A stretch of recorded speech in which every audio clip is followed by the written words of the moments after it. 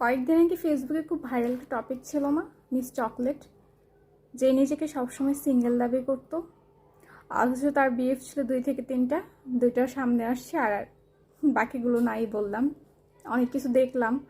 তা আমার কথা হলো যে এই যে কিছু মেয়ে থাকে যারা একসঙ্গে 2-3টা রিলেশন করে, বলে আমি সিঙ্গেল, মানে সেসব মেয়েগুলো কেমন কেমন জানেন?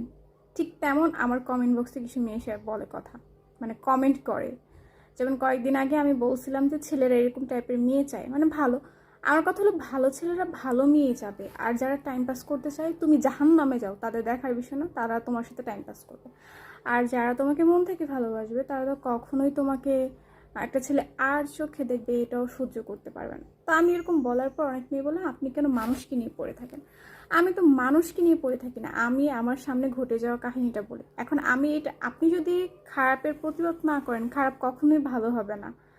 তো এখন প্রতিবাদ করাটা যদি আপনাদের মনে হয় যে কিছু মেয়ের, আপনাদের না সরি, কিছু মেয়ের মনে হয় যে এটা আমি মানুষকে নিয়ে পড়ে থাকি, তাহলে আপনার মাইন্ডের মানুষ আমার ভিডিও স্কিপ করাই ভালো।